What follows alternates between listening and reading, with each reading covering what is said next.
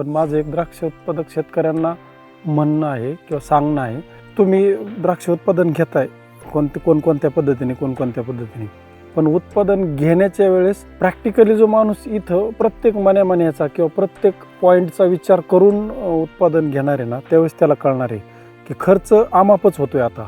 पण तो खर्च आमाप न होणे याच्यासाठी शेतकऱ्यांनी बायोमीचं कृषी साक्षरता अभियान प्रशिक्षण घेणं किती गरजेचं आहे हे मला मागच्या 2 वर्षापूर्वी मी कसा होतो द्राक्षात आणि आज 2 वर्षानंतर मी द्राक्षात कसा आहे हे माझा प्लॉट आपल्याबरोबर सांगतोय. आणि शेतकऱ्यांना सांगा की त्याला माहितीच नाही किती खतं टाकायची आणि किती नाही टाकायची, ही त्याला कळा नाही. ती बेसल डोसची लिस्ट येते, तो बेसल डोस टाकून देतो.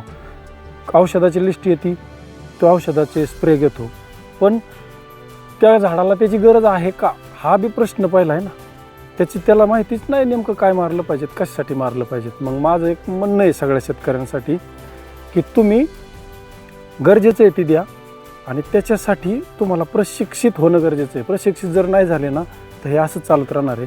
मग खर्च किती कमी होतोय आपला जैविक निविष्ठा वापरल्यामुळं. बायोमीचं प्रशिक्षण झाल्यानंतर किती निविष्ठा आपल्या किती खर्च कमी झाला हे आपल्या समोर आपला हा प्लॉट आहे. संशोधनातून समृद्धीकडे सोबत बायोमी म्हणजे खर्च कमी आणि उत्पन्नाची हमी.